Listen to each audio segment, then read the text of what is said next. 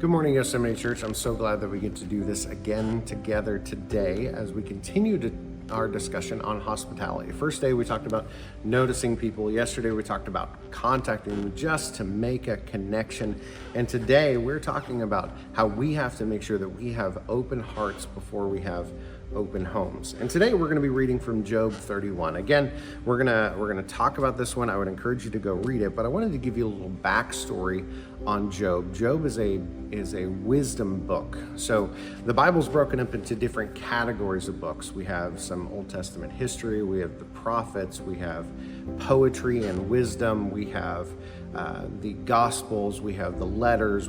That's how the order of the Bible is kind of broken up, and Job fits into our poetry and wisdom. And the question that it really is struggling with is, why do bad things happen to good people? And so for Job, there is this moment where everything is kind of wiped away from him, and there's this struggle. What did you do to cause this to happen to you?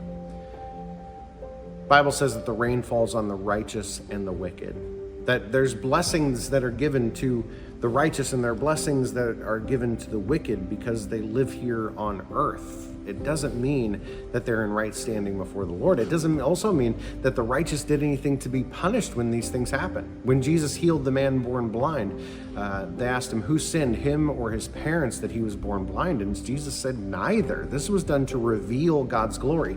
So in the book of Job, there is this question of, why do bad things happen to good people? And he has surrounded himself with these people who are accusatory, saying, no, obviously, Job, you did something wrong that would elicit this response from God, that you were no longer blessed, but now you are cursed. And in Job 31, which is what I want you to read today, is that Job is defending his innocence. And we read some of this in our weekend gathering, that Job is saying, if I ever offended my servants, if I ever offended this person or the young man, if I didn't have my heart open, then let me stand in judgment before the Lord.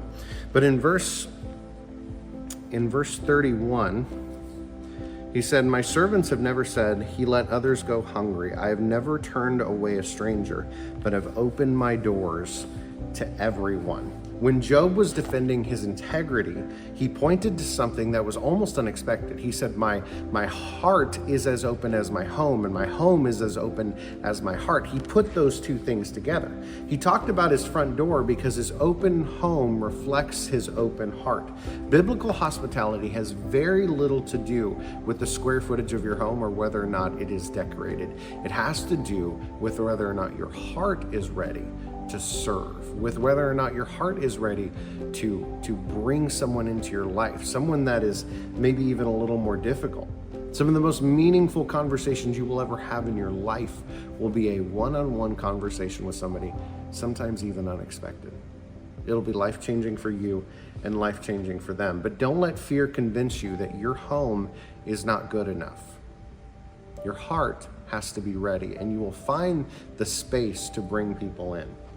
People rarely remember our furniture in our homes, but they remember how you make them feel. And when we choose to notice people that no one else is noticing, and we choose to move in compassion toward them, and then we choose to invite them in because our heart is open and our home is open to them, it'll transform their life. Hospitality begins with the mentality that there's always room for one more. So ask yourself today, is your heart open for one more? We know that when Jesus came, he died on the cross and he was resurrected from the dead and he ascended to the Father. And he said that he would come back when the Father said it was time, when the Father said that he was ready for Jesus to come. We know that the world is filled with wickedness and it's not getting better. And Jesus promised that it was going to get worse. So why doesn't he come? Because the mentality of the Father is there's always room for one more. If I'm just patient for one more day, one more will come to me. Are we that patient? Are we that ready to say, Lord, I know that this might be a little more difficult, but you did it for me, so I'm going to do it for somebody else. Is your heart open and ready for what God is going to do in their life and in yours? There's always room for one more. So my challenge to you today is, who could you invite into your home next week? First day I asked you to notice somebody. Second day I asked you to reach out to them. Today I want you to start thinking about when you could bring them in. What could you do to open your heart for hospitality to that person this week? I'm really looking forward to hearing stories of how you did it. We'll talk again soon.